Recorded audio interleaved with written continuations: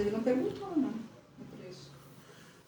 Boa noite! Boa noite, galera! Sejam todos muito bem-vindos, sejam todas muito bem-vindas a mais um Pergunta pro Vagnão, nossa live de consultoria gratuita aqui pelo Instagram, nossa live 0800, como a gente costuma chamar aqui.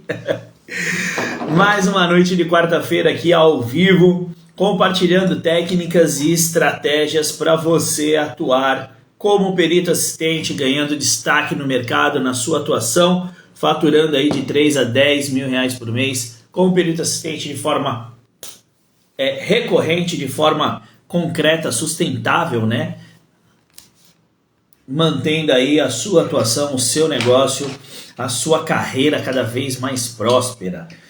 E pergunta para o Vagnão, mais uma das ações que fazem parte do projeto Perícia Sem Segredo, onde eu compartilho aqui técnicas e estratégias para a sua atuação como perito assistente nas perícias de insalubridade e periculosidade, tá? Como é que funciona o Pergunta para o Vagnão? Vagnão, bem fácil.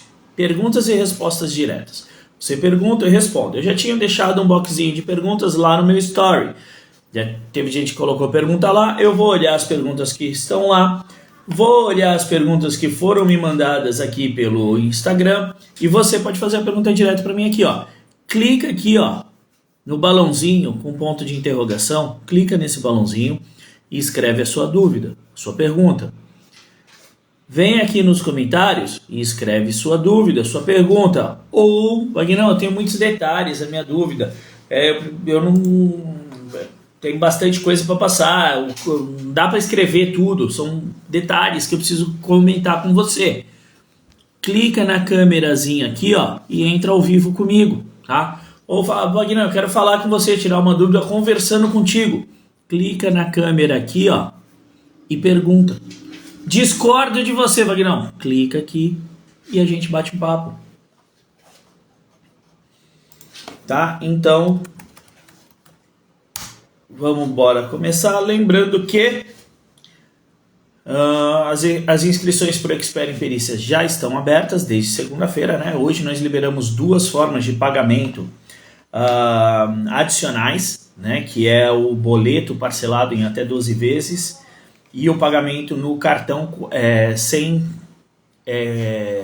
comprometer o limite, né? Você só precisa ter disponível o valor da parcela, não o valor todo do programa. Então a gente está tentando aqui, a gente está correndo atrás para tentar ajudar o máximo que a gente pode, o máximo possível, fazendo aqui a nossa parte para que você realmente possa vir, né, fazer parte dessa turma do Expert em Perícia e aproveitar as perícias ainda este ano. Quem entrar nessa turma ainda consegue aproveitar as perícias esse ano. Deixar para a próxima, não sei não, tá? Então, por que não, não é mesmo? Vai deixar para depois, você pode fazer agora?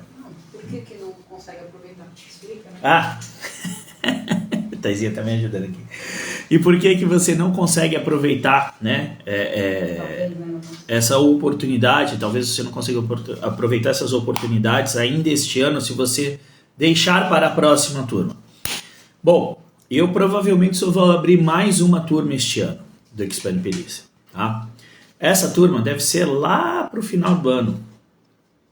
E o Fórum Trabalhista entra em recesso em dezembro. Só volta em janeiro. Então, dezembro é um mês que no começo de dezembro tem muitas perícias, depois para. É férias do fórum. O perito não pode trabalhar também. Os advogados dão férias ali para suas equipes. E aí só volta no final de janeiro. Tá? Então, quem deixar para fazer o curso no final do ano vai se preparar para as perícias do ano que vem. Se quiser aproveitar esse ano ainda, tem que fazer agora, porque aí você consegue ainda aproveitar o final do ano. Ok? Vamos lá. Vamos aqui tirando dúvidas.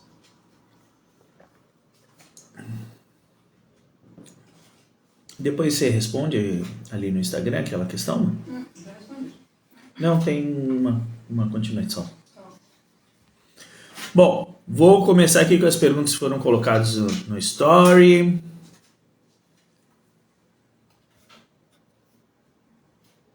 começando aqui. Vamos lá. Ah, esqueci de abrir minha norma aqui. Vocês estão me vendo bem, escutando bem? Manda um SS aí para mim, se vocês estiverem vendo bem e escutando bem, por favor. Aqui a primeira já é sobre NR15, risco biológico. E hoje tem uma pergunta muito interessante lá no nosso grupo de apoio e suporte, né? Lá dos alunos do Expert em Perícia, sobre agente biológico. Eu vou trazer aqui para vocês também. Então vamos lá. Pronto, já abriu minha norma aqui. Deixa eu já ir lá para o anexo 14. Fiscal de vigilância sanitária é insalubre? Bom, primeiro de tudo, né, o que determina a condição insalubre ou periculosa, tá? O que determina a condição insalubre ou periculosa de uma determinada função não é a função, ok? São as atividades realizadas. Então, a vigilância, fiscal de vigilância sanitária. O que a pessoa faz? Fiscal de vigilância sanitária, não dá para saber o que ela faz. Por exemplo, os agentes aí de combate à dengue são fiscais de vigilância sanitária. E eles não fazem nenhuma atividade, vão nas casas da pessoa, instruindo, vendo o pratinho ali de planta, vaso de planta, ali jogando um bicarbonato ali no ralinho e tal. Eles são fiscais da vigilância sanitária.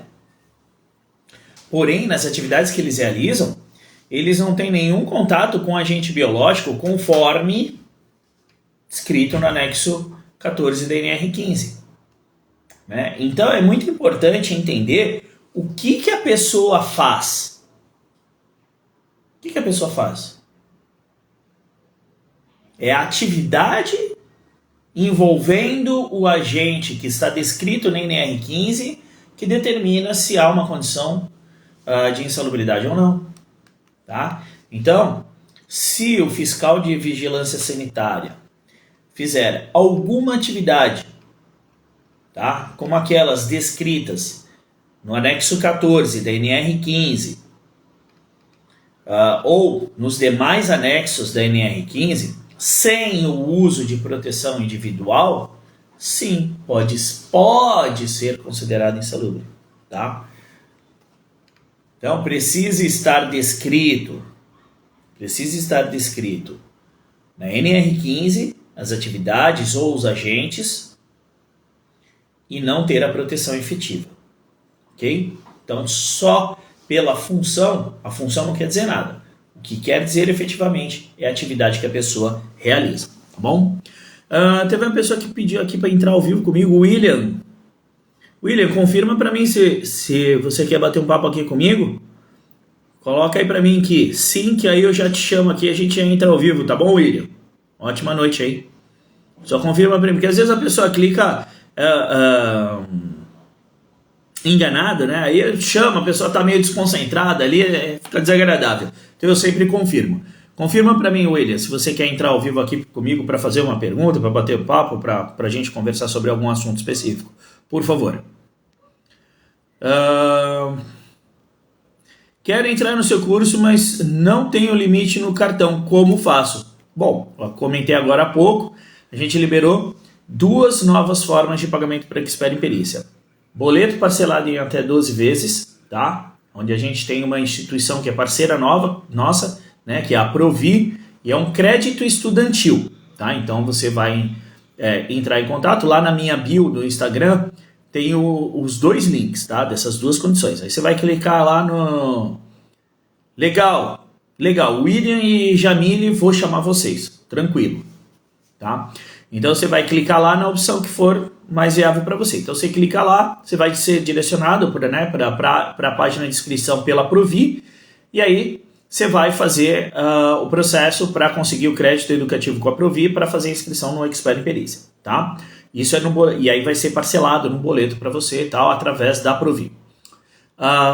ou o pagamento no cartão de crédito, mas com recorrência, ou seja, ele não compromete o seu limite do cartão. Ele não vai usar o limite com o valor integral do curso no seu cartão. Fala, pô, Wagner, o meu limite do valor do cartão é menor do que o valor do curso, ou estou sem limite.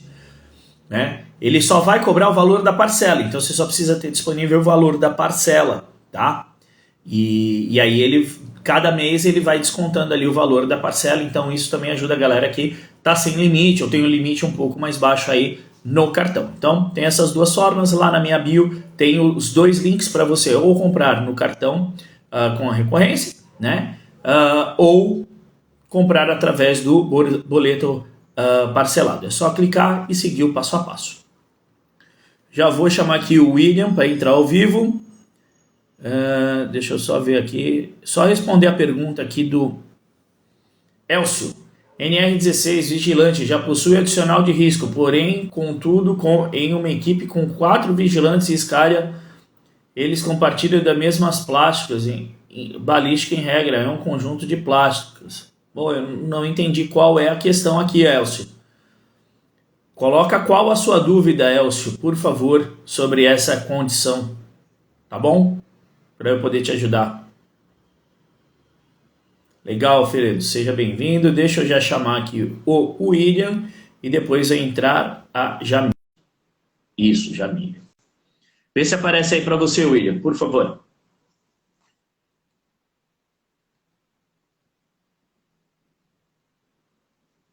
Vamos ver. Deu certo aí, William? Apareceu para você?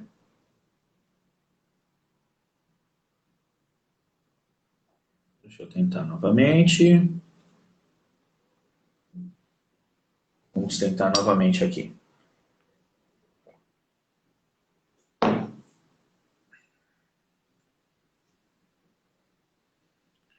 Acho que não deu certo. Enquanto isso, eu vou respondendo a dúvida aqui.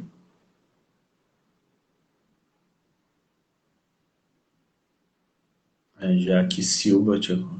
Acho interessante incluir nos quesitos uma pergunta sobre prescrição quinquenal quando tem?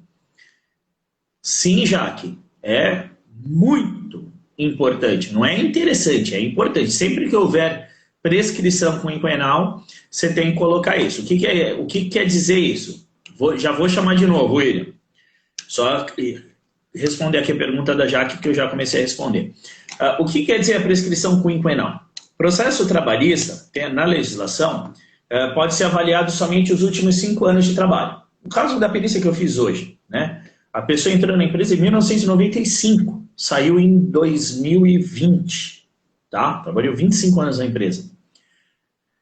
Ela entrou com processo em 2022, 2022 menos 5 anos, só vai ser avaliada as atividades realizadas de 2017 para frente, tá? Então, se tem essa situação, é importante colocar nos quesitos, para que o perito faça avaliação somente do período adequado. Tá bom, Jaque?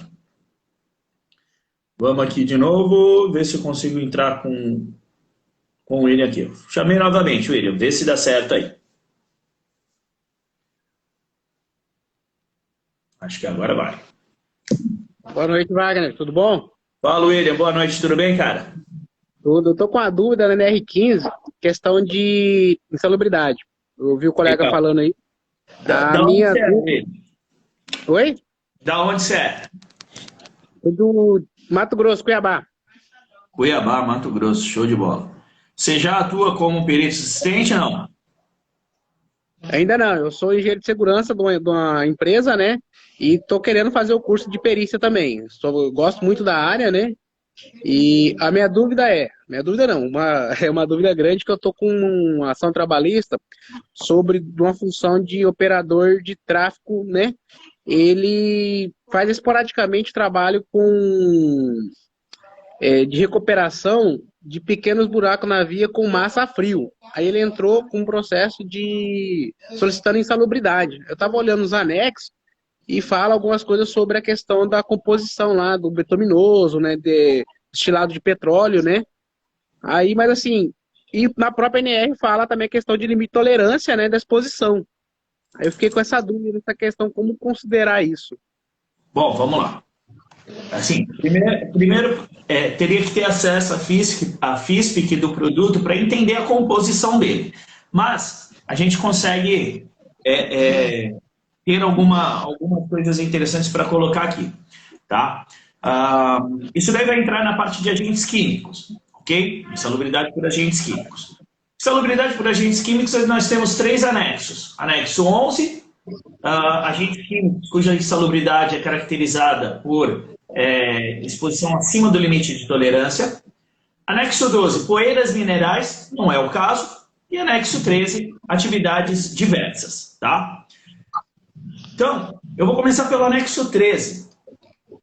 Dentro do anexo 13, nós temos lá um item que fala de hidrocarbonetos e outros compostos de carbono, que caracteriza como insalubridade em grau máximo a manipulação de alcatrão, breu, betume, antraceno, derivados do petróleo que são cancerígenos, ok? Não sei se existe algum derivado deste presente na massa asfáltica que as pessoas utilizam, tá?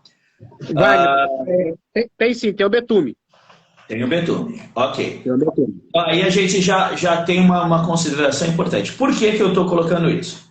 Porque o título do anexo 13 ele diz o seguinte: o anexo 13 ele traz a relação das atividades e operações envolvendo agentes químicas consideradas insalubres em função de inspeção realizada no local de trabalho. Ou seja, é só uma avaliação qualitativa, né? E no próprio título diz o seguinte: excluam-se desta relação as atividades ou operações com os agentes químicos que estão no anexo 11 e 12. Então, se a gente for falar de alguma coisa que está no anexo 11, não pode ser avaliado pelo anexo 13. Tá? Por isso que eu fiz essa ressalva da ficha da FISPIC. Porque se dentro da massa tiver elementos que estão caracterizados no anexo 11, a avaliação deve ser quantitativa. Mas você já me adiantou que tem o betume. E o betume não está no anexo 11, sim no anexo 13. Né? Isso. Então, existe a previsão legal para caracterização de insalubridade, tá? Aí o que a gente precisa entender? Como acontece a exposição? Ok? É bem esporádica mesmo. Essa questão do esporádico, isso gera muita controvérsia, né? Porque na norma, ela não traz nada dizendo se a exposição deve ser habitual e permanente ou não. E existe uma súmula, que é a súmula 47 do Tribunal Superior do Trabalho, que diz que a exposição que acontece de forma intermitente, ou seja, ela não é contínua, essa condição, por si só, essa condição não descaracteriza insalubridade. Tá? Então, a exposição intermitente caracteriza insalubridade. A exposição para ser insalubre não precisa ser contínua. Então, esse é um ponto importante. Tá? Antes de ir no esporádico, como é que ele realiza a atividade? Esse é um ponto muito importante. A atividade, assim, ele faz, tipo assim, ele faz a inspeção da via, né? Aí, quando tem alguma pequena fissura, algum buraco na via, ele vai lá, faz paliativo com essa massa a frio. Até a equipe, né, própria fazer o serviço. Mas, assim, ele tem o contato. Isso que eu estava até conversando com a parte jurídica minha, questão de esporadicidade, porque tem o betume. Então, assim, na norma não fala o tempo mínimo, o tempo máximo, o limite de tolerância. Como que ele faz a atividade? Você falou, ele tem o contato. Como é que ele faz a atividade? Vem a massa, vem num saco, né? Ele tira com os tem os EPIs, né, apropriado, tira, pega a massa e coloca, né, no recorte da pista ali, na fissura, e faz o tamponamento ali. Ele manuseia o produto ou ele manuseia a embalagem? Ele manuseia o produto. Ele abre a embalagem, né, e manuseia. É tipo abrir um saco de cimento para fazer a mistura ali. Tá, mas ele... Só que essa massa vai direto na pista. Então ele não pega a massa para misturar para nada disso. Ele abre e joga no lugar. Isso. Aí usa Então, lá a ferramenta para compactar. Só assim. então ele não mantém contato com o produto em si. Não, não faz mistura, não, não. Ele coloca, né? Então, esse é um ponto importante. Então, ele manuseia a embalagem da massa Isso, asfáltica que contém betume. isso, exato. Ele não tem contato direto com a massa, certo? Não, certo. Essa massa é fria, ela não libera vapores orgânicos, certo?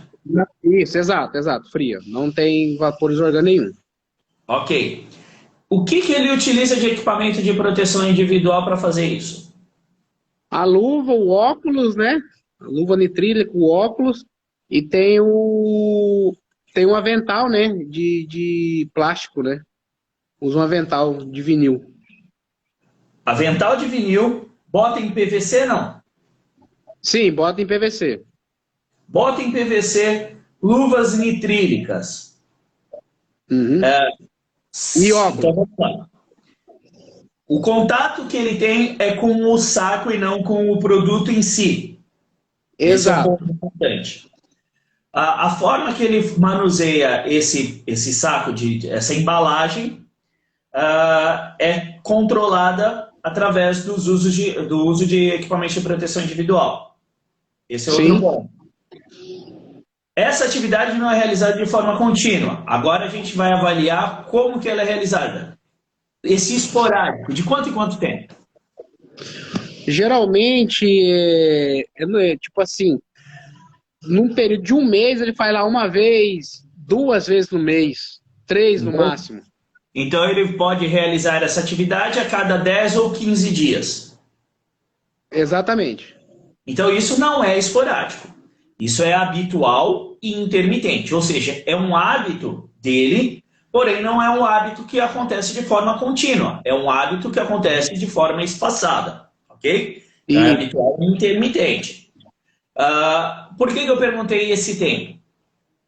Esses EPIs que ele utiliza é somente para essa atividade?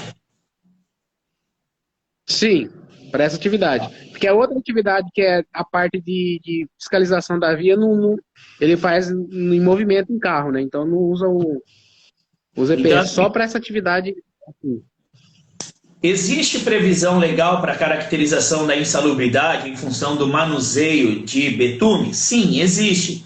Insalubridade em grau médio, hidrocarbonetos e outros compostos de carbono. Isso. Então, existe a previsão para a manipulação do produto. Aí a gente tem alguns pontos interessantes. Primeiro, ele não manipula o produto, ele manipula a embalagem.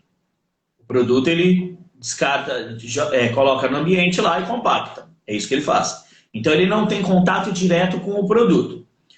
O produto é frio, não libera vapores orgânicos, não libera nenhum tipo de poeira. E ele utiliza os EPIs. Então, o que precisa fazer para ter uma total descaracterização dessa insalubridade que tem previsão, né, dentro da norma?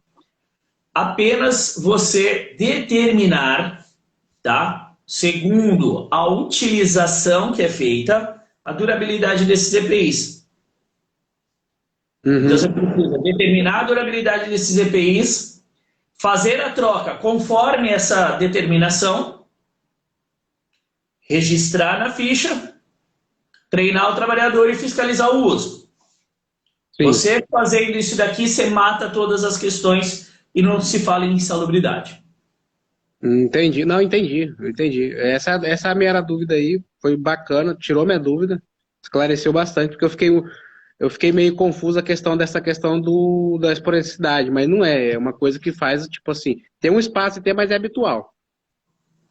É aquilo, a intermitência não tem nenhum lugar dizendo, né, o quanto vale de intermitência para considerar uma insalubridade ou não. Uma vez por mês é intermitente, sabe-se que aquilo vai acontecer, né? A diferença é que não acontece todos os dias, acontece uma vez por mês. Existem profissionais que levam isso ao pé da letra, tipo uma vez por mês, tem exposição, ponto, não tem o que falar. Tem profissionais que consideram que é uma exposição eventual uma vez por mês. né? Então, não existe uma definição nas normas, né, sobre essa questão, tá? Então, a gente tem que ser bastante restritivo na análise que a gente faz para não pecar por omissão. Então, Entendi. o mais restritivo é considerar que é habitual e intermitente, mesmo que seja a cada 10 ou 15 dias. E aí a gente parte para as medidas de proteção adequadas. Sim, não, ok. Obrigadão, é isso. Era essa dúvida aí. Show Aí de bola, outra- cara. Obrigado por dividir o caso aqui com a gente. Ah, eu que agradeço aí, foi uma excelente explicação. Eu vou ver também para entrar no curso. Quando que vai vir a turma nova aí para mim estar participando? Cara, a gente está com uma turma aberta agora, né? A gente está com uma turma aberta agora, as inscrições encerram na sexta-feira. Hoje a gente abriu 2 novas formas de pagamento até. Mas a próxima turma eu não faço a mínima ideia de quando vai ser. Porque eu trabalho com turma fechada, que é justamente para conseguir acompanhar essa galera. Então eu só vou abrir uma nova turma quando esses aqui já estiverem legal. Então às vezes demora 2 meses, 3 meses, a gente nunca sabe. Não, tranquilo, eu vou estar acompanhando então, vamos estar junto aí para mim começar e fazer também. Uma área que eu gosto muito, a parte de perícia trabalhista, né? Uma coisa bem interessante. Um mercado que aqui é pouco explorado. E eu vou te dizer, cara, Mato Grosso é um lugar que assim, ó, tem poucos peritos assistentes. É um local que tem uma escassez profissional muito grande. Eu te digo isso pelo seguinte, eu já saí daqui de Santos, litoral de São Paulo, para ir fazer perícia no Mato Grosso, e o coordenador da empresa de logística, que é nossa parceira, da Fábio Proto, cara, ele vai direto fazer perícia no Mato Grosso, porque ele tem dificuldade de achar peritos assistentes aí no Mato Grosso. Então tem um mercado muito grande a ser explorado por aí. Tem muito grande, é muito extenso Mato Grosso, tem muita oportunidade. E é uma área que aqui pouco se atua, realmente, pouco se atua. Show de bola, cara. Tem mais alguma coisa que eu possa te ajudar? Não, tranquilo, Wagner, obrigado. Eu vou estar na guarda aí, vou estar acompanhando, vamos estar se inscrevendo agora. Vou estar entrando lá para ver se eu consigo se me inscrever. Show de bola, cara. Conta com a gente. Qualquer dúvida, fala aqui comigo. Grande abraço. Outro também, obrigado, hein? Valeu, tchau, tchau. Aí, pra Tchau, sair, valeu. cara, tem um xizinho em algum lugar aqui em cima, ó. Na tua tela. Tem sim. Tem aqui. Aí é só clicar nele. Valeu. Valeu, cara. Obrigado, ele. Obrigado a você. Aê, muito legal. Deixa eu ativar aqui novamente os comentários. Tinha deixado desativado aqui os comentários, pessoal, que é para não ficar na frente do rosto do William, não fica legal. Mas quem tiver pergunta, vai mandando aí. Eu já vou chamar a Jamile, já para a Jamile entrar ao vivo aqui também com a gente, para bater um papo. Mas é uma dúvida muito comum essa questão, né, do que caracteriza, do que não caracteriza, de como descaracteriza. Deixa eu ver mais algumas perguntas que tinham sido colocadas aqui no pontinho de interrogação. Da Cláudia aqui. Alguma firma de impugnar o laudo do perito? Acredito que seja forma, né? Alguma forma de impugnar o laudo do perito? Sim, Cláudia, sim, total, né? A impugnação do laudo do perito, ela deve ser técnica, tá? Quando você faz uma impugnação técnica do laudo do perito, você tem uma chance muito maior de que essa contestação gere resultados. Porque você questiona o perito sobre aspectos técnicos que, na sua interpretação das normas, na sua avaliação, nas evidências que você tem, está diferente do que o perito concluiu no laudo pericial. Tá? Então, sim, existe a forma de impugnar o laudo do perito, e fazendo da forma correta,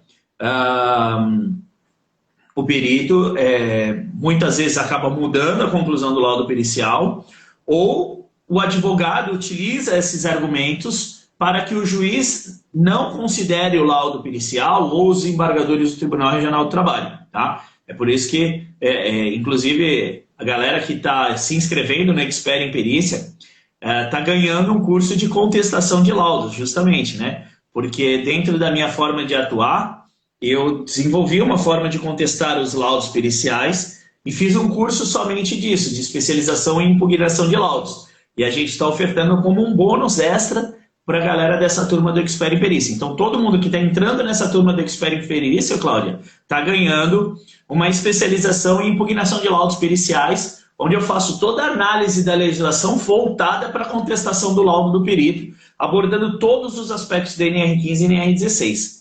Então, é uma análise muito completa, com vários exemplos de contestação, como você pode apresentar, enfim, todo o funcionamento da contestação de laudos periciais. São mais de 30 horas de aula só de contestação de laudos no Expert em Impugnação. E a galera que está fazendo a inscrição do Expert em Perícia agora, né, está ganhando isso de bônus.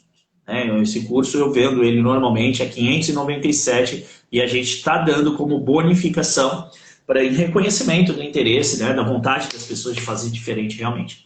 Tá bom? Então, sim, existe, e é a contestação técnica que faz a diferença.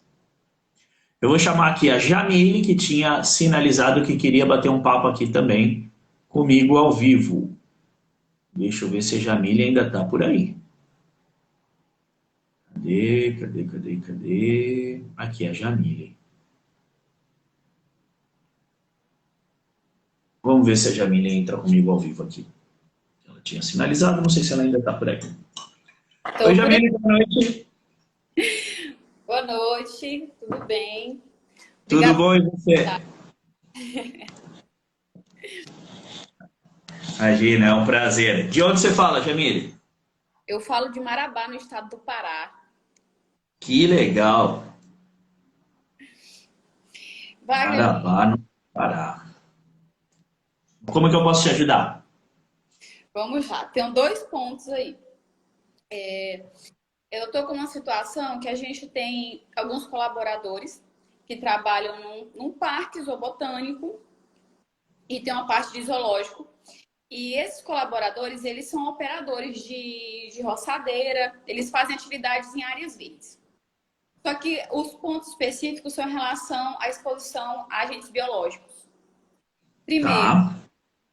eles fazem a retirada do lixo do parque. Então, eles pegam todo o lixo que fica nos recipientes, nos lixeiros de todo o parque. Eles vão lá, vão retirando, colocam na sacola. Eles não, além de pegar a sacola e fechar, também fazem a segregação. Então, às vezes, as pessoas colocam no lugar errado, eles fazem essa segregação. Pega, né, no caso, o material e separa para colocar nos locais adequados. Utilizando todo. Mas eles realizam essa atividade 2 vezes por semana.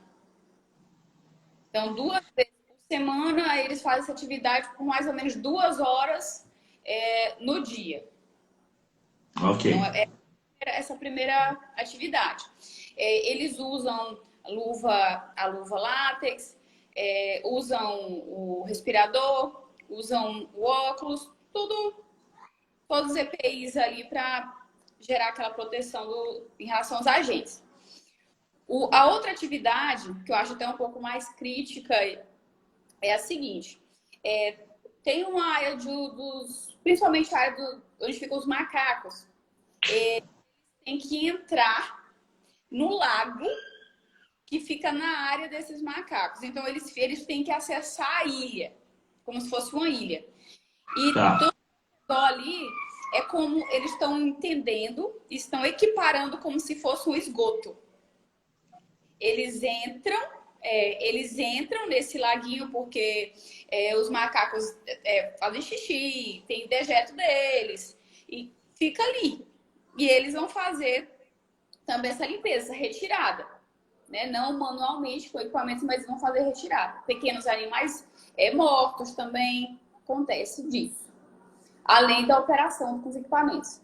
Então, eles estão contestando que há o direito à insalubridade por causa desse acesso no lago que eles estão entendendo equiparando como um esgoto, porque ali tem dejeto, eles estão... Primeira questão é essa, se está correto, eu estou com essa dúvida, se está correto equiparar essa situação como se fosse esgoto para poder caracterizar ele dentro da NR15, né?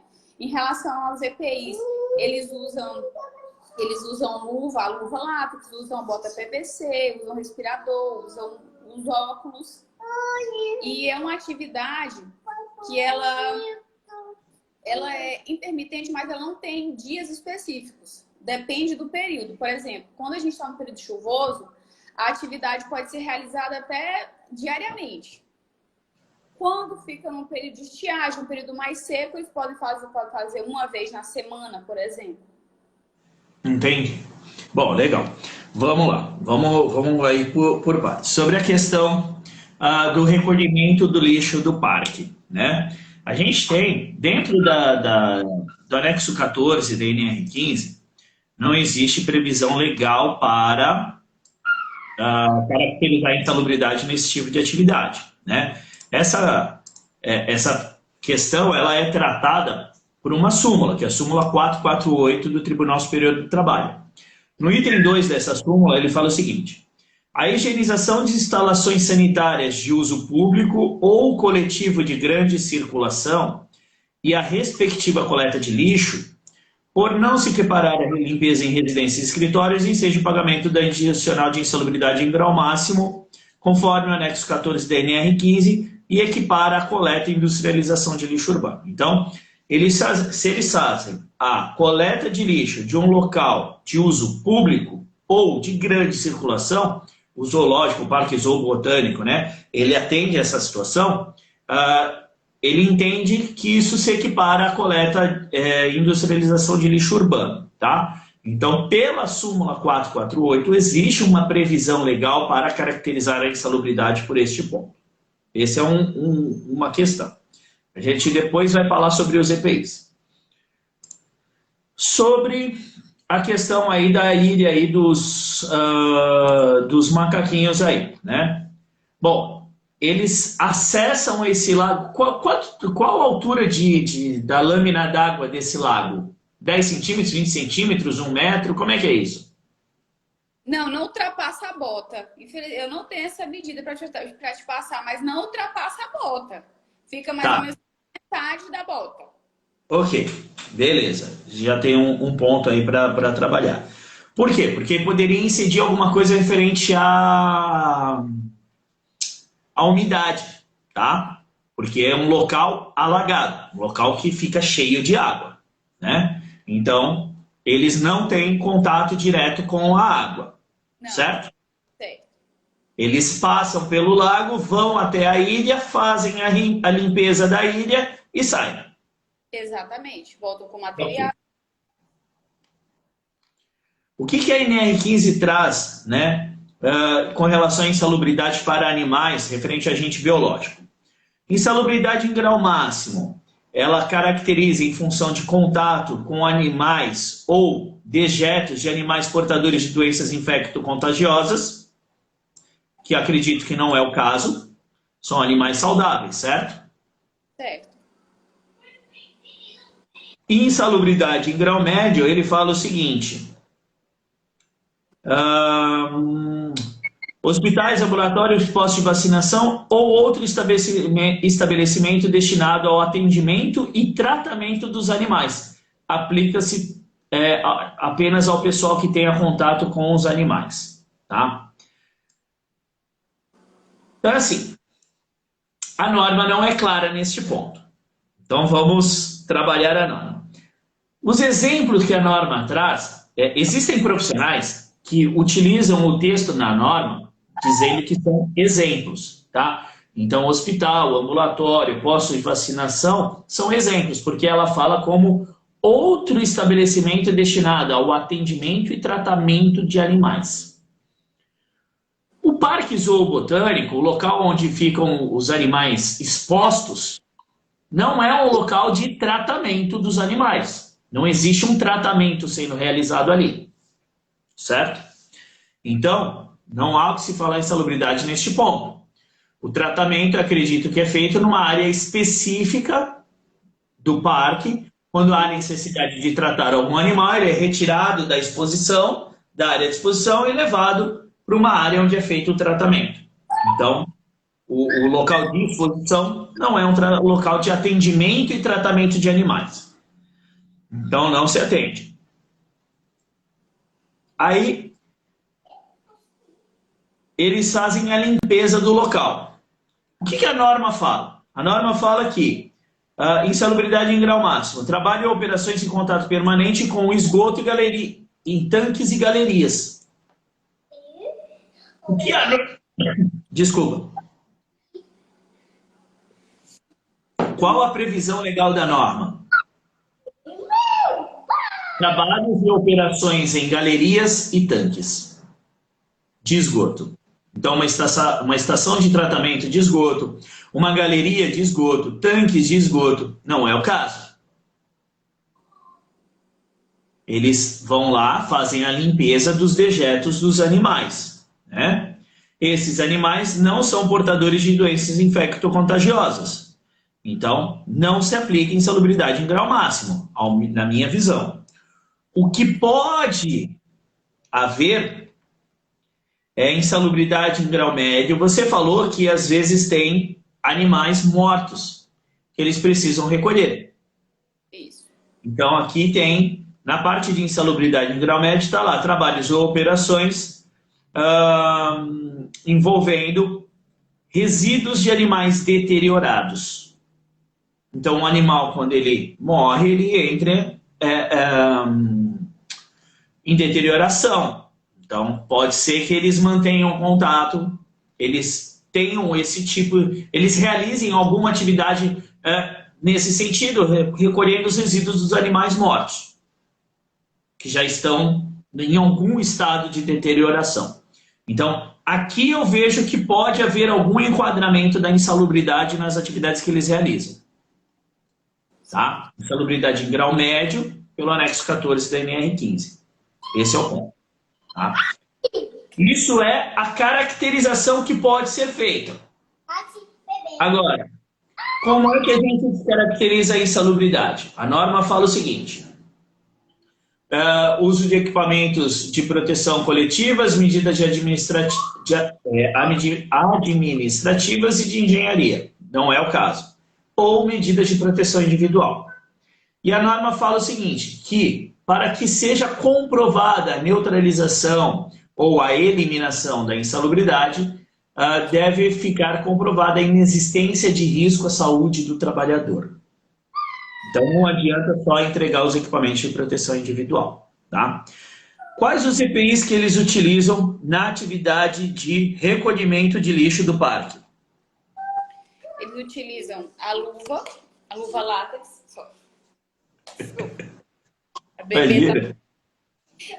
A luva látex, o óculos de segurança e o respirador. Um respirador tá. PFF2, luvas látex e óculos de segurança. Ok. Eles utilizam alguma bota em PVC? No recolhimento do lixo, não. Não. Eles utilizam algum avental? Não. Não. Então, assim, ó, para que seja comprovada, né, que existe o risco à saúde do trabalhador, eu acrescentaria esses dois EPIs. Mesmo porque, ô Jamile, você pode se livrar, e aí, olhando um outro aspecto, isso pode te livrar até de acidentes, com cortes, com vidro quebrado, qualquer coisa assim, que ele possa cortar ali, esbarrar na perna, arranhar, cortar alguma coisa assim. O avental e a bota em PVC vão te ajudar, inclusive, nesse aspecto. Tá? Então, eu acrescentaria esse ponto. Aí, é como eu falei para o William, qual que é a lição de casa? Definir a periodicidade de troca dos equipamentos, trocar conforme a periodicidade, treinar e fiscalizar o uso. Num parque como esse, você tem, normalmente, uma ampla distribuição de câmeras de segurança, principalmente por causa dos animais, certo? Certo. Olha que instrumento sensacional de fiscalização de uso dos equipamentos de proteção vocês têm em mãos. Câmeras de segurança. Verdade. Também podem ser utilizadas para fiscalizar o uso dos EPIs. Né? Para o recolhimento dos dejetos e dos animais deteriorados lá na ilha, quais os EPIs utilizados? Aí é acrescentado a luva, PVC e o avental. Tá, bota em PVC não? Bota em PVC, isso, falei luva em PVC, né? A bota, isso, a bota, o avental, a luva, respirador e óculos. Ok, então eu acredito que aí os EPIs estão totalmente adequados, tá? Uma coisa importante a se verificar nessa situação, Jamile, é como que é o treinamento. Porque assim, ó, uma das maiores questões de contaminação, quando a gente fala de risco biológico, é na hora que as pessoas estão vestindo os EPIs ou retirando os EPIs, despindo-se dos EPIs, e como é feita a higienização e a guarda desses equipamentos. Então eu acredito que tem que se dar um foco muito grande nesse aspecto. Né? O treinamento para eles tirarem, para eles vestirem, e a higienização e a guarda desses equipamentos. Você fazendo isso, tendo as evidências disso, você consegue comprovar que não existe o risco à saúde do trabalhador e não pagar nenhuma insalubridade. Tá? E definir também periodicidade de troca e tal. Vai pelo mais restritivo. Você não vai fazer uma periodicidade de troca para uma atividade e para outra. O EPI é o mesmo. Né? Então você vai pelo mais restritivo. Aquilo que determinar uma troca antecipada, você adota e vai valer para o restante. Tá? Mas eu iria nesse caminho. Definir periodicidade de troca, reforçar a questão de treinamentos, registrar a entrega, tudo certinho, conforme a NR6 fala lá. Reforçar toda a questão de treinamento, revisar procedimentos de higienização dos EPIs, né? E fiscalização. Efetiva fiscalização. Com isso você quebra qualquer questão. Você vai ter argumentos, qualquer perícia trabalhista que tenha, você vai ter argumentos para mostrar ao perito que você faz tudo certo. E principalmente, quando você conseguir fechar esse conjunto todo, você vai conseguir mostrar para os próprios profissionais que, olha, não tem o que falar aqui. A gente faz tudo certo, tá vendo? Ó, tá tudo certinho aqui.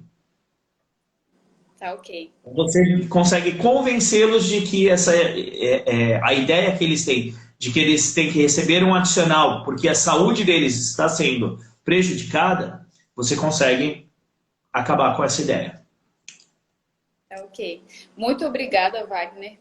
Aí, insights importantes, a questão da complementação do EPI, a questão da higienização que você tocou, realmente extremamente importante, né? A gente via muito, eu sou engenheira de segurança, mas eu também sou técnica. E aí, principalmente quando eu andava muito na área, essa questão de retirar o produto, de retirar o equipamento, a luva de PVC, com produto químico ou com biológico, é muito complicado. Às vezes ele tinha cuidado de tirar a primeira, na segunda já tirava, já melava, já tocava na mão. Aí na hora de lavar, esfrega, aí toca o rosto. Bem isso. Profissionais que estão nos assistindo, isso é fundamental. Treinar e cobrar essa parte é imprescindível. E eu vou te dizer, eu já participei de perícia que o perito perguntou para reclamante assim, você recebia? Recebia. Você foi treinada? Fui treinada. Aí ele falou, tá bom. Ele virou para a técnica da empresa e falou assim, ó, pega para mim uma luva que ela utilizava, igual a que ela utilizava, pode ser nova. Trouxe a luva de látex, aí o perito falou para ela, como é que você punha as suas luvas? Aí ela pôs. Falei, tá, e como é que você retirava as luvas? Aí o perito caracterizou a insalubridade, porque no momento da perícia ficou comprovada que o treinamento que a empresa deu não era eficaz. E assim não consegue comprovar que não existe o risco à saúde do trabalhador. Então é muito importante essa questão do treinamento quando a gente fala de biológico e químico, quando a gente fala de luvas. Show. Muito obrigada, Wagner. Extremamente importante. Me ajudou bastante aí. Que legal, que legal. Fico muito feliz e obrigado por compartilhar o caso aqui com a gente, Jamile. Tchau, tchau. Tchau, tchau, até mais. Cara, que caso legal. Eu nunca tinha feito uma análise. Vou ativar aqui novamente os comentários. Quem quiser mandar pergunta, manda aí, vai colocando aí. Eu nunca tinha feito uma análise referente a atividades em parques zoobotânicos, zoológicos, esse tipo de coisa, mas é uma análise bem legal. E, muito obrigado. Agora chegou uma das coisas mais importantes da noite aqui, um cafezinho quentinho. Mas é uma análise muito legal. E às vezes as pessoas me perguntam, né? Falam, pô, Wagner, como é que você consegue fazer uma análise assim, né? A partir do zero, rápido, apenas com informações mais simples. Ter essa capacidade é o que faz muita diferença na sua atuação. E é por isso que eu sempre falo, né? A avaliação da perícia trabalhista, dos aspectos tanto de insalubridade quanto de periculosidade, ela tem que ser estritamente técnica. Você não pode se envolver na questão da prevenção, é uma análise estritamente técnica, né? E ao longo dos anos, eu desenvolvi uma ferramenta que me ajuda muito nessa análise, né? Eu já usei ela tanto que hoje em dia eu nem preciso mais utilizá-la, né? Eu tenho o funcionamento dela dentro da minha cabeça. Mas os alunos do Expert em Perícia, eles têm essa ferramenta à disposição para que possa entender o que precisa ser considerado para fazer uma avaliação de insalubridade ou de periculosidade, se tem o direito, se não tem o direito, se existe uma previsão legal ou não e como neutralizar essa exposição, né? O treino leva a gente à excelência. E como eu consegui desenvolver essa ferramenta? Eu fazia isso muito na empresa que eu trabalhava, eu fazia isso quase que diariamente. Então, para me facilitar a vida, eu desenvolvi um método de trabalho e uma ferramenta para me ajudar nessa forma, né? Então, uma forma de fazer e uma ferramenta para me agilizar a vida para fazer. E essa análise é o que os advogados precisam demais, demais. Muitas vezes o advogado chega para você com um caso assim, como o William, como a Jamile chegou. Olha, tem uma situação que acontece isso, isso e isso. E aí, caracteriza ou não caracteriza? Ou então, olha, tem um processo em que acontecia isso, isso e isso, eu preciso dos quesitos. Você atua? Se você consegue fazer uma análise rápida, precisa, direcionada, com foco no resultado, você ganha o cliente, você ganha o advogado, você ganha a empresa. Por quê? Porque você passa confiança e principalmente quando você utiliza, né, os argumentos corretos, a visão técnica de uma forma bastante aprofundada. E essa é uma dos pontos que virou a chave na minha atuação quando eu trabalhava como CLT, porque eu adquiri essa visão quando eu fui ser perito da justiça. E aí eu juntei a visão do assistente com a visão do perito. E, nossa, isso mudou a chave completamente para mim. Desenvolvendo essa ferramenta, se tornou uma análise muito rápida de ser feita para os advogados. Eu trabalhava com 10 advogados ao mesmo tempo na empresa, às vezes 12. Né? Então, isso me ajudava muito de ter agilidade. E, ao longo do tempo, eu fui internalizando. Então, hoje em dia, eu nem utilizo mais, eu já tenho ela na minha cabeça. Mas os alunos do Expert em Perícia têm essa ferramenta à disposição para poder saber fazer a análise do caso, mesmo que do zero, né? Mesmo que não tenha experiência, que não tenha conhecimento, é possível porque é uma análise estritamente técnica, tá bom? Deixa eu ver aqui as perguntas que colocaram, já vou para a pergunta que foi aí no comentário que eu vi. Trabalho resolver de higienização em ferry boat, tem direito à insalubridade? Higienização em ferry boat, a Cláudia colocou aqui. Cláudia, eu não entendi bem a pergunta. Higienização em ferry boat, tem direito à insalubridade? Depende, não sei como é feita. Precisaria saber como é feita a atividade, Cláudia. Então depende como é feita a atividade, depende dos equipamentos de proteção. Precisaria entender como é realizada a atividade para poder te dar um panorama melhor, né? A higienização de ferry boat pode ser muitas coisas, né? Pode ser muitas coisas. Você pode ter questão de umidade, você pode ter questão de agentes químicos, Não sei se tem banheiros, pode ter agente biológico, um local de grande circulação, um local público. Precisaria entender melhor a atividade, Cláudia, para poder te ajudar nessa questão. Se você quiser escrever aqui nos comentários, né, como ela é realizada, o que envolve, eu consigo te ajudar melhor. Deixa eu ver aqui. Médico veterinário que realiza castração em cães e gatos, vacinação e exames em gado tem direito à insalubridade em grau máximo? O Fernando está perguntando aqui. Não, Fernando, não tem direito à insalubridade em grau máximo, não. Tá? Porque o que a norma, o anexo 14 da NR15 prevê? Prevê o seguinte, para insalubridade em grau máximo, trabalho em operações em contato com animais portadores de doenças infecto-contagiosas. Esses animais não são portadores de doenças infecto-contagiosas. Então, a gente pode entrar a uma previsão. E assim, ó, não é que tem direito, né? Existe a previsão legal. Ter direito ou não é uma conclusão da análise que a gente vai fazer das medidas de proteção, tá? Existe a previsão legal para o tratamento de animais. Então, vacinação, exames, castração, você está tratando os animais. Então, existe previsão legal para insalubridade em grau médio, tá? Insalubridade em grau médio. A caracterização da insalubridade vai acontecer se não tiver sido implantadas as medidas de proteção adequadas, tá? Então, somente se não tiver as medidas de proteção adequadas é que pode haver a previsão legal para caracterizar a insalubridade em grau médio. Deixa eu ver aqui. A Flávia. Para frio, risco intermitente. Deixa eu marcar aqui. O frio. Risco intermitente de 30 minutos, exposição ao dia em câmaras resfriadas. Açougueiro teria direito a receber insalubridade? Vamos lá, Flávia.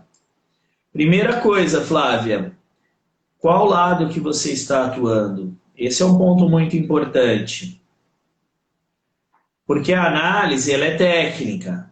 Ela independe de CPF ou CNPJ. A gente vai avaliar a legislação. Mas tem um ponto na legislação, deixa eu colocar aqui, né? Tem um ponto na legislação que não está claro o que é eventual, o que é intermitente, né? 30 minutos por dia, segundo, deixa eu mudar, deixa eu só baixar aqui para não ficar no meu rosto. Segundo a portaria 3311 de 89, que embora tenha sido revogada, não entrou nada melhor no lugar, então ainda merece ser considerada, inclusive alguns juízes determinam que seja considerada. A portaria 3311, ela trazia em seu texto que 30 minutos por dia é uma exposição eventual. Tá? Então, se você está atuando por parte da reclamada, esse pode ser um argumento. Tá? Se você está atuando por parte do reclamante, é lógico que esse argumento não vai ser válido. Vejam que é uma tese. Se o juiz vai considerar essa tese válida ou não, é outro ponto. Tá? Agora vamos falar sobre insalubridade para o frio. O que a NR9 fala? O anexo 9 da NR15 fala? Atividades ou operações executadas no interior de câmara frigorífica ou em local que apresente condições similares que exponham o trabalhador ao frio sem a proteção adequada serão consideradas insalubres, em decorrência de inspeção. Então, avaliação qualitativa. Tá? A câmara de resfriamento é uma câmara frigorífica. Então, esse ponto da norma foi atendido. Tá? Ele entra na câmara frigorífica 30 minutos por dia.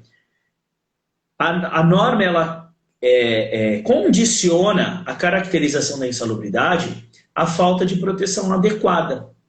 Agora, em nenhum lugar está escrito qual é a proteção adequada para uma câmara frigorífica de resfriamento onde a pessoa fica 30 minutos lá dentro. Isso não está escrito em nenhum local. E a análise da perícia é uma análise técnica e não prevencionista, lembra disso. Então assim, ó, uma jaqueta uma jaqueta, né, contra o frio, aquela japona, né, a japona contra o frio, com capuz. É a proteção adequada para uma pessoa que fica 30 minutos no ambiente cuja temperatura varia entre 4 e 10 graus Celsius? É uma avaliação pessoal. Eu posso achar que sim, o perito pode achar que não, você, Flávia, pode achar que sim, o juiz pode achar que não, o juiz pode achar que sim, o desembargador que não, o perito que sim, você que não, eu que não, você que sim. É uma avaliação individual, tá? É uma avaliação individual. Tecnicamente, não existe definição para isto. Não existe definido em lugar nenhum se somente a japona térmica com capuz seria adequado. Imagina que a temperatura nesses dias, eu moro em Santos, é um pouco mais quente, mas na cidade de São Paulo, nesses dias que nós estamos agora, a temperatura está beirando 10 graus. No Rio Grande do Sul, a temperatura está aí entre em torno de 10 graus, 9, 10 graus. É a temperatura de uma câmara de resfriamento. As pessoas utilizam uma japona com um capuz para se proteger? Utilizam. É uma análise individual de cada um, tá? Então, é o tipo de avaliação, Flávia, que depende do seu foco. Qual que é o seu objetivo nessa avaliação? Qual que é a tese que você vai utilizar? Existe previsão legal para caracterizar a insalubridade? Sim, porque ele atua numa câmara frigorífica. Agora, 30 minutos é intermitente ou eventual? É uma avaliação pessoal. Se ele recebia uma japona térmica, que é o que normalmente acontece, eu estou usando o exemplo da japona porque é o que normalmente acontece. Essa proteção, ela é adequada ou não? É uma avaliação pessoal, tá? Então, sempre tem que entender qual o seu objetivo na perícia, qual o lado que você está atuando para desenvolver a sua tese. Quem vai dizer se está certo ou se está errado é o juiz. Tá bom? Deixa eu ver aqui nos comentários. Para fazer o curso de perito é preciso certificado de segurança do trabalho? Bom, Josmar, assim, ó, nenhum curso, vou começar de novo. Todos os cursos de perícia que existem no mercado, inclusive o meu, né, que é para atuação como perito assistente, eles são cursos livres, eles não exigem nada para você fazer a sua inscrição, tá? Eu deixo bem claro que o meu curso, meu programa de formação profissional de peritos assistentes, ele é voltado para profissionais da área de segurança. Por quê? Porque eu trato de questões de insalubridade, eu trato das perícias de insalubridade e periculosidade. Eu vou ensinar como faz perícias, né, de insalubridade e periculosidade. Eu vou ensinar como consegue as perícias, as demandas de insalubridade e periculosidade. E aí, o público, para atuar nesse segmento, são os profissionais de segurança do trabalho. Tá? Então, o meu curso é voltado para os profissionais de segurança do trabalho. Precisa ter certificado? Não, você pode ainda estar estudando. A gente tem o caso da Silmeire, que eu apresentei para vocês na CEPASH. A Silmeire nem da área de segurança era, mas a Silmeire é uma exceção. Ela era da área de marketing. Ela migrou para a área de segurança através do conhecimento da área de perícias. Né? Mas é um ponto fora da curva. Tá? O meu curso é voltado para profissionais de segurança do trabalho. Ok? O Alexis. Vagnão, você já viu o perito medir ruído e ambiente de escritório para verificar nível de ruído da conversa? Fala um pouco sobre, por favor. Sim, Alexis, sim. Assim, ó, a pessoa trabalha no ambiente de escritório. Entrou com uma reclamação trabalhista e diz que tem direito à insalubridade. Quando a pessoa fala que tem direito à insalubridade, o juiz determina que vai ser feita uma perícia de insalubridade. A NR15, que é a norma regulamentadora que trata de atividades e operações insalubres, ela tem 14 anexos. Desses 14 anexos, um dele é revogado, que é a iluminação, não conta. Mas tem o anexo de ruído. Se tem o pedido de insalubridade, o perito deve medir. Se a pessoa trabalhava em escritório, Ele vai medir no escritório. Às vezes a pessoa trabalhava um período no escritório e um período num almoxarifado, por exemplo, ou numa área operacional, o perito tem que medir os dois. Porque a avaliação de ruído determina que seja feita uma medição quantitativa, tá? Considerando ciclos de exposição ao ruído, para que se entenda se está acima ou abaixo do limite de tolerância. Vejam que não é que não existe ruído em escritório. Existe ruído em escritório. Porém, é um ruído abaixo do limite de tolerância. Então, não é que não existe o agente. Não existe uma exposição acima do limite. O agente está presente, mas está abaixo do limite de tolerância, tá? Então, perfeitamente normal. Tá bom, Alexis? Galera, quem tiver dúvida, vai mandando aí. Daqui a pouco a gente finaliza a pergunta do Bagnão. Vou na última aqui que está no balãozinho. Tem um produto, é a Camila aqui, ó. Tem um produto cuja FISP que mostra a composição, cujos ingredientes não estão no anexo 11 e nem no grupo de alcalinos, porém pH ácido, entre 1 e 2 e corrosivo pela FISP. Há enquadramento? Uma ótima pergunta, Camila. O que a norma fala? Então vamos lá. Você tem um produto químico que é corrosivo e extremamente ácido, tá? Os componentes desse produto não estão no anexo 11, então não há avaliação quantitativa a ser feita, sobra avaliação qualitativa. O que a norma fala? Sobre ácidos. Insalubridade em grau médio, a norma fala o seguinte: fabricação e manipulação de ácido oxálico, nitrílico, nitrílico é a EPI, né? Nítrico, sulfúrico, bromídrico, fosfórico e pícrico. Fabricação e manipulação de ácido, não de substância química contendo ácido. Não. Ácido. Ok? A norma fala em fabricação e manuseio de álcalis cáusticos. Cáustico é corrosivo. Mas álcalis são somente produtos que são feitos à base, né? Contém na sua composição maior parte componente de materiais alcalinos terrosos, ou seja, metais que estão presentes no grupo 1A da tabela periódica, principalmente sódio e potássio, tá? Produtos ácidos, corrosivos, não tem previsão legal para a caracterização da insalubridade pela NR15. Por exemplo, eu tenho lá um detergente ácido, à base de cloro, ok? Não tem previsão legal para caracterização de insalubridade. Fala, nossa, mas quando eu misturo com a água, ele libera gás clorídrico, ok? Tem previsão legal para fazer algum tipo de avaliação? Eu tenho no anexo 11, cloro, tá aqui. Eu vou avaliar o cloro. O cloro. A questão dele ser ácido, ter pH baixo, ser corrosivo, não tem nada a ver. Tem a ver com o elemento.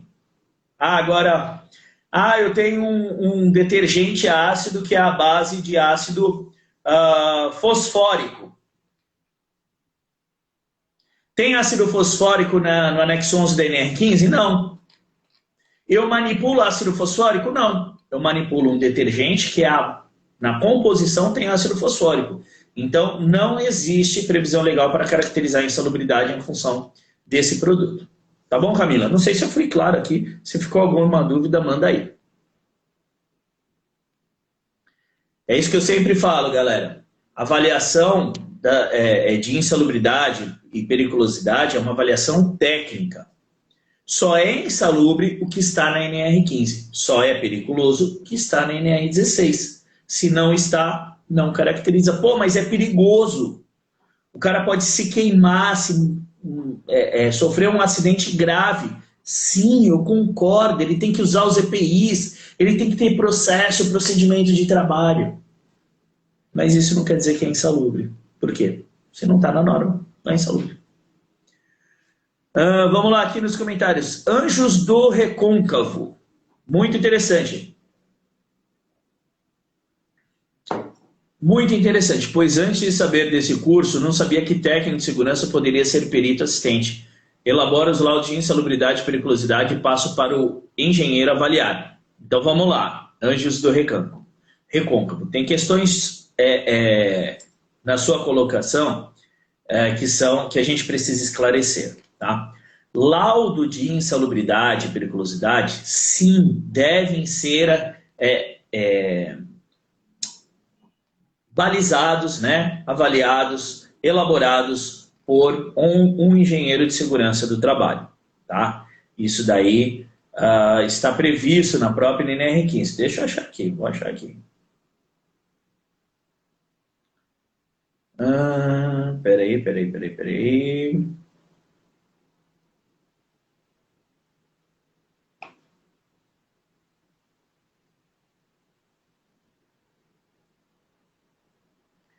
que eu já vou achar. Aqui, ó.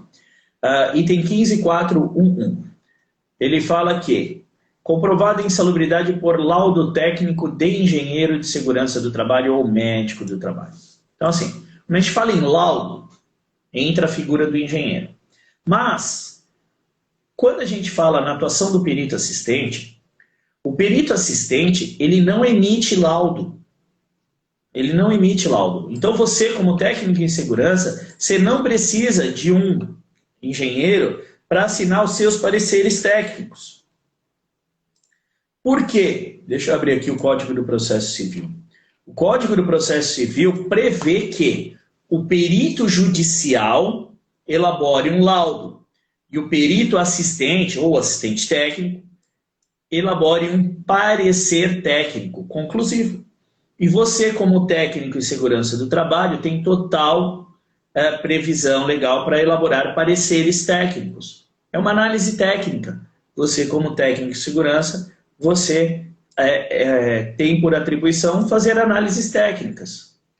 Então, são coisas diferentes, tá? Laudo de insalubridade, periculosidade, precisa do engenheiro lá para assinar realmente, precisa recolher a RT e tal, e aí o cara tem que estar lá no CREA, aquela injeção, né? Agora, para atuação nas perícias de insalubridade e periculosidade, não, você não vai emitir laudos, você vai emitir pareceres técnicos. Deixa eu achar aqui, peraí, acho que é o 471. Aqui, ó, artigo 471 do Código do Processo Civil. Parágrafo 2º. O perito e os assistentes técnicos devem entregar, respectivamente, laudo e pareceres em prazo fixado pelo juiz. Então, você pode atuar nas perícias trabalhistas livremente, porque você vai emitir um parecer técnico. E o próprio Código do Processo Civil prevê que o assistente técnico é um profissional de confiança da parte, não precisa ser engenheiro. Se eu quiser contratar um açougueiro, eu vou contratar. Problema meu. Ninguém tem nada a ver com isso. Então, se uma reclamada quiser te contratar, ninguém tem nada a ver com isso. O perito não tem que autorizar, o juiz não tem que autorizar ninguém. E você vai fazer a perícia, você vai atuar como perito assistente, você vai emitir os seus pareceres técnicos. Ok? Realmente isso não é falado nos cursos de formação, isso não é falado pelos profissionais que atuam na área. Por quê? Porque a grande maioria não quer abrir... acham que vai ter concorrência e que vai perder casos. Quanto mais concorrência a gente tiver, mais o mercado se desenvolve, mais trabalho vai ter. Eu mostrei para vocês na CEPASH. Só nos últimos 18 meses, cerca de 2.200.000 perícias trabalhistas foram pedidas na Justiça. Se você pode atuar tanto para reclamante quanto para reclamado, e foi o tema da nossa live de ontem, se você não assistiu, assiste, você tem duas possibilidades para atuação. Essas oportunidades de 2.200.000 perícias se multiplicam por 2 esse número. Então o mercado é muito grande, o mercado é muito aberto, né? E dentro do Expert em Perícia eu ensino como aproveitar esse mercado, que a gente ensina inclusive como fazer a prospecção do cliente e como ganhar as perícias. E eu acredito que a concorrência, a livre concorrência, e quanto maior for a concorrência, mais o mercado se desenvolve, mais trabalho vai ter. Os profissionais que atuam de forma profissionalizada vão ter mais destaque, vão ganhar mais dinheiro. Então, é por isso que eu falo para os peritos assistentes, além de dar oportunidade para as pessoas atuar, cada vez mais esse mercado vai crescer.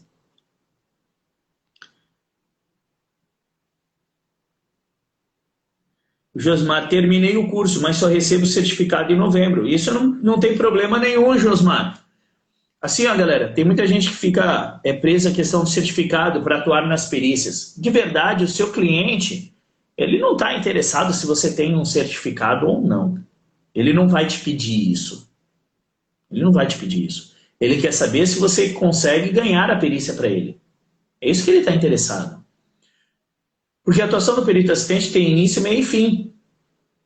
Acabou o caso, o que vale é se você gerou o resultado ou não. É isso que vale. Não adianta você ter certificados, 1 milhão de certificados. Se você não ganhou a perícia para o cara, para ele você não serve. Então, o que vale é conhecimento.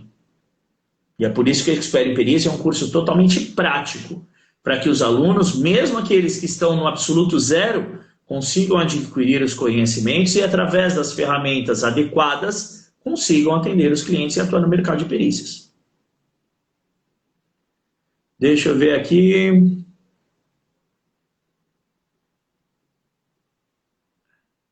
Wagner, tem participantes na leva que já é perito em assistência? Não entendi.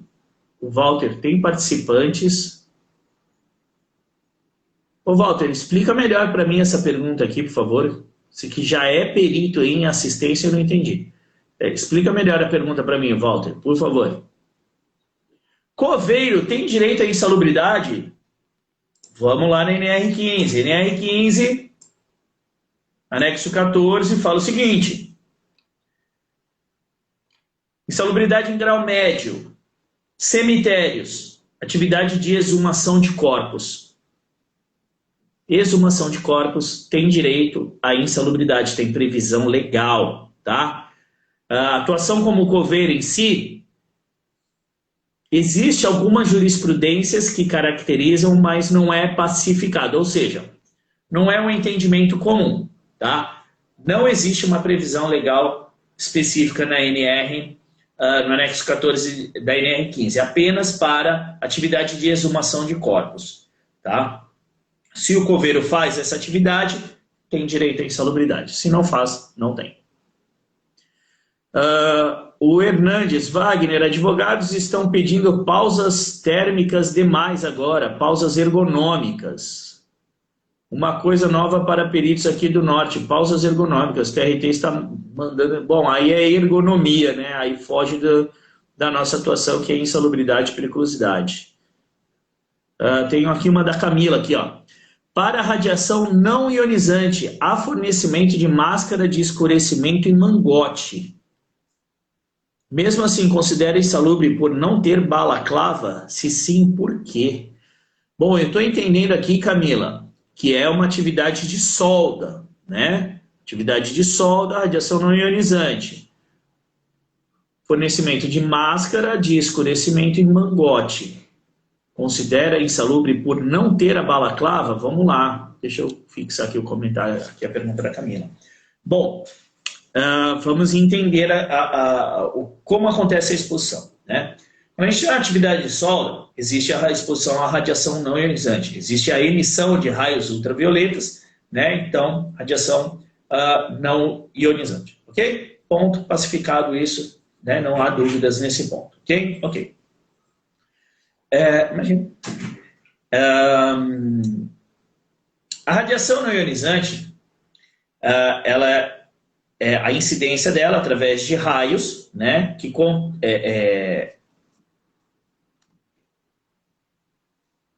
Desculpa, eu travei aqui. A Thais entrou aqui, fugiu meu raciocínio. Perdão, desculpa. É de ondas eletromagnéticas. Voltou. É através de ondas eletromagnéticas, ok? A radiação ela se dissipa através de ondas eletromagnéticas. As ondas elas não fazem curvas. Elas têm um vetor e unidirecional, tá? Tanto que, se eu tenho um biombo, se eu tenho uma oficina de solda, uma bancada de solda, e eu tenho um biombo, eu bloqueio a emissão da radiação para este outro lado aqui. Então, se eu tenho um biombo, eu bloqueio a radiação para este outro lado, tá? Então, as barreiras físicas bloqueiam a dissipação da radiação, tá? Mas, se eu não tenho barreiras físicas, né, isso daí se dissipa no ambiente. Em contrapartida, a onda, na hora que ela bate na barreira física, ela repele. Aquela barreira não absorve a onda, ela repele. Ok? Então, a onda bate e volta para o outro lado. Tá? Então, assim, Camila, a primeira coisa, entender o layout de onde é realizada a atividade de solda. Esse é o primeiro ponto. Tá? Você me falou sobre fornecimento de máscaras de escurecimento automático, proteção dos olhos, perfeito, a melhor que tem, ótimo. E mangotes, proteção dos braços. Aí nós temos proteção do crânio, pescoço, tronco, membro superior já está com mangote, tronco e pernas. É muito comum, né, os soldadores utilizarem as perneiras e aventais para proteger o tronco. Você tem o mangote, então você tem o avental no tronco, você tem o mangote e você tem as perneiras, as botas, as luvas. Ficou faltando o quê? Pescoço, face. A máscara de solda normalmente já pega a face toda e o pescoço, ok? Isso já seria o suficiente para proteger o trabalhador da radiação não ionizante, dependendo do ambiente onde ele faz a solda. Porque se ele está numa cabine onde as ondas elas existem em várias direções em função delas serem projetadas em direções diferentes nas barreiras de proteção, você pode ter a necessidade da proteção da parte de trás do corpo. Aí você vai precisar não de um avental, e sim de um blusão, ou aquele chamado avental tipo barbeiro, e da balaclava, para proteção da parte de trás. Se a atividade é realizada num ambiente onde você não tem essa projeção, somente a proteção da parte frontal é o suficiente. Por quê? Porque é uma barreira física, onde as ondas eletromagnéticas vão bater aqui, e as que não bater na barreira física vão passar pelo trabalhador. A onda não faz curva para pegar aqui. Agora, se existe uma barreira lá atrás, a onda pode projetar em outra direção e aí sim ter uma exposição no trabalhador. Então, Camila, depende da forma como acontece a exposição. É o que eu sempre falo para os meus alunos isso. É o que eu ensino no meu curso isso para os meus alunos, né? Uma das principais coisas que você precisa avaliar é a forma como acontece a exposição.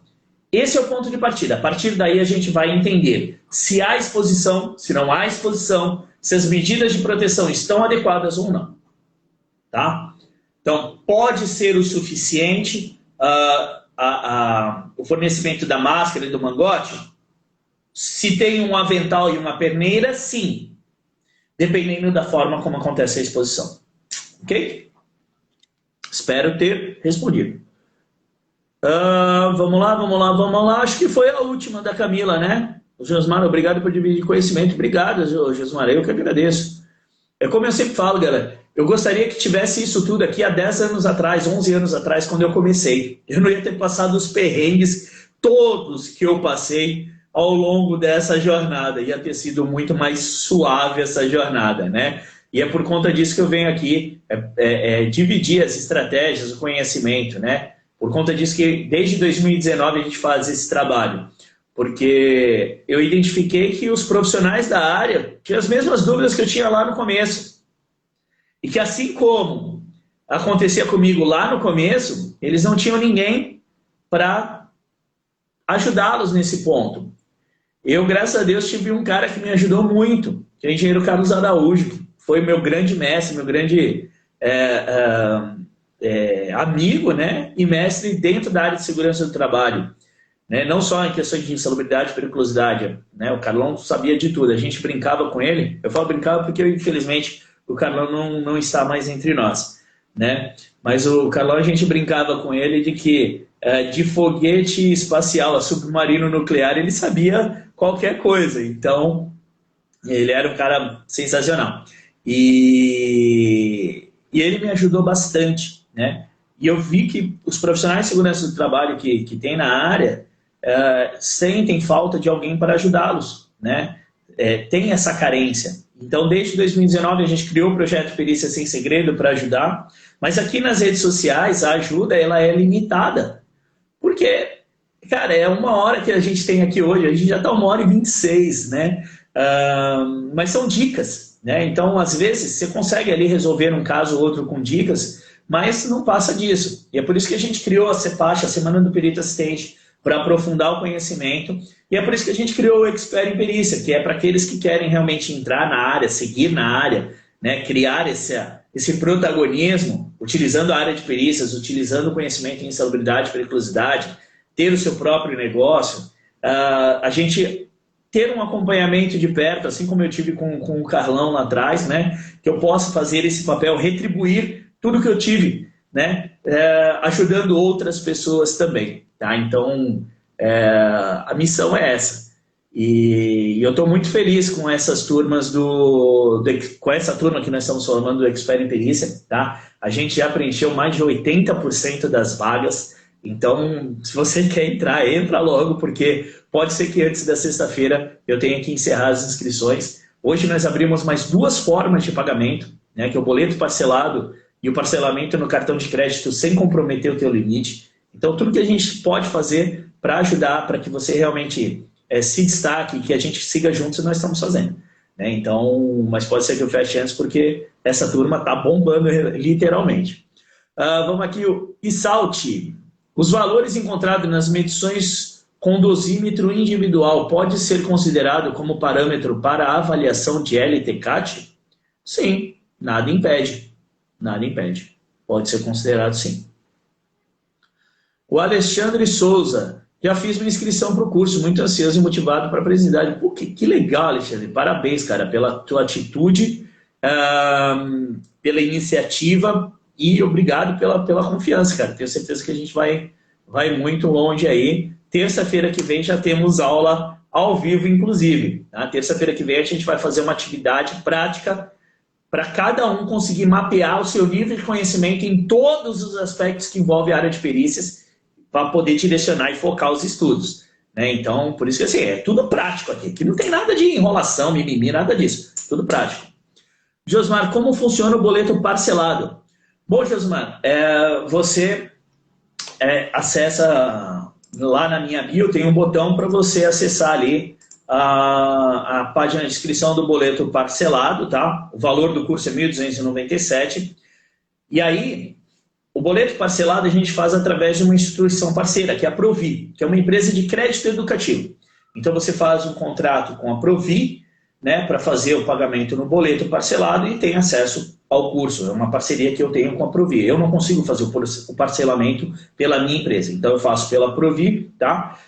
Você vai dividir, por exemplo, em 12 vezes, um exemplo de parcelamento. Né? Você vai dividir em 12 vezes. Você vai pagar uma entrada de R$ 130 e depois 12 parcelas de R$ 110,27. Tá? Isso tudo no boleto. Você recebe o boleto na sua casa, você vai ter acesso a um portal da Provi, onde você consegue baixar os boletos por ali, tem um contrato, tudo direitinho. Tá? Você pode fazer em 3 vezes, em 6 vezes, em 9 vezes, você decide. Por exemplo, em 9 vezes... você tem a entrada de 130 mais 9 vezes de 142,25. Tá? Então, boleto parcelado funciona dessa forma. Aí você vai fazer o cadastro lá na Provir, é uma análise de crédito, tá? Não tem problema se tiver com alguma questão aí de restrição no nome, isso para eles independe, tá? Mas você vai fazer uma análise de crédito. Assim que for aprovada, a sua inscrição é confirmada, você paga a entrada de 130, a primeira parcela é só depois de 30 dias, e a gente já recebe a informação e libera para você. Aqueles que fazem o pagamento e mandam o comprovante para a gente, eu consigo liberar antes, porque não precisa esperar a compensação bancária, eu já tenho a informação, eu libero antes, não precisa esse trâmite bancário. Então a gente consegue fazer essa jogada para o aluno entrar o quanto antes na turma. O dosímetro ao qual me referi é a dosimetria de radiação ionizante. Espera aí. Sim, pode ser utilizado também, Isalte, não tem problema. É uma forma de avaliação, tá? Mas, entretanto, porém, contudo, a avaliação correta deve ser feita por empresa especializada. Isso daí é uma base apenas, tá? É um valor para se basear, ok? Pode ser utilizado? Não tem nada que impede. Nenhum lugar está dizendo que não pode. Mas deve ser contratada uma empresa especializada em medição de nível de radiação. Tá bom? Show de bola, Jesmar. Bom, galera, é isso. Se a gente não tem mais nenhuma dúvida, eu vou ficando por aqui no Pergunta para o Vagnão de hoje, tá? Só queria comentar hoje sobre a perícia que eu fiz aí. Perícia estava marcada para 2h30 da tarde. Eu cheguei no local às 2 horas. 2h30, nada do perito. 2h40, nada do perito. 3 horas, nada do perito. 3h10, eu entrei em contato com o perito. Ele estava numa outra perícia. Enrolou aqui e tal, não sei o quê. Se puder aguardar. Eu falei, quanto tempo, doutor? Uma meia hora eu chego aí. Ok. 3h10, 3h40 ele deve chegar, né? 4h15 da tarde. Quase 4h15 da tarde. Quase 2 horas de atraso, galera. 2 horas de atraso. É comum isso acontecer? Não, não é comum. É proibido? Não, não é proibido. Você tem que saber lidar com a situação. E entender, né, a sua atribuição como assistente técnico, a atribuição do perito, o que está descrito lá no Código do Processo Civil sobre esse tipo de situação ou não. E é por isso que até a gente liberou, né, para essa turma, um dos bônus que nós liberamos hoje, né, quem já fez a inscrição, é lógico, vai receber também, mas foi um bônus que a gente liberou a mais, foi o desafio do Código do Processo Civil. É um mini curso, né, que eu faço, interpretando o Código do Processo Civil, os artigos que são aplicados à perícia, que é justamente para você saber lidar com o perito no momento da perícia, quando acontecem alguns transtornos, quando acontecem situações que não estão previstas, como, por exemplo, um atraso de 2 horas e 15 minutos. Tá? Então, todos que fizerem inscrição vão receber aí o desafio do Código do Processo Civil para entender como lidar com esse tipo de situação da melhor forma possível e não deixar que isso te abale no momento da perícia. Saber o que fazer para continuar focado naquilo que você foi fazer na perícia, que é obter o resultado positivo do seu cliente. Tá? Então, acontece. Deveria acontecer? Não, não deveria acontecer. Né? Se o perito entende que vai atrasar tanto tempo, deveria ter desmarcado, porque todos temos compromissos profissionais, tudo isso, né? E o perito não levou isso em consideração, considerou apenas a necessidade dele, né? 2 horas e 15, só para vocês terem ideia, a perícia ela transcorreu em 30 minutos. 40 minutos a perícia transcorreu. Em 40 minutos fizemos a perícia. Então, o tempo do atraso foi mais de 2 vezes o tempo da perícia. Então, algo que as pessoas que estão ali, né, não deveriam passar por isso. O reclamante estava ali, parado, esperando, um tempo meio ruim, e se você não tem o conhecimento do Código do Processo Civil, muitas vezes você não sabe como lidar com situações adversas na perícia. Então é fundamental ter esse conhecimento, até para que você possa né, falar para o perito sobre o assunto, para que você possa debater, para que você possa conversar em alto nível. E aí a gente colocou esse bônus aí especialmente, né, para essa turma aí, liberamos hoje também, que é o desafio NCPC, para que vocês possam entender, né, aqueles que virarem alunos do Expert em Perícia, possam entender, né, o Código do Processo Civil, todos os artigos relacionados da perícia, como que ele vai te ajudar a fazer perícia e vai te dar segurança, tá bom? Então, só fazer um comentário aí desse atraso para vocês. Não é comum, mas pode acontecer. Bom, galera, então é isso. Fica ligado nos stories aí que amanhã tem novidades, sexta-feira tem novidades também. Lembrando que as inscrições para o Expert em Perícia vão somente até sexta, tá? Então, aqueles que tiverem interesse, é só entrar em contato. Lá na minha bio tem os links. Qualquer dúvida que você tenha, manda um direct para mim. Estou aqui para te ajudar dentro do que tiver ao meu alcance, no que for possível, tá bom? Então, um beijo no coração de todos. Fiquem com Deus e vamos juntos, que juntos nós vamos muito mais longe. Valeu!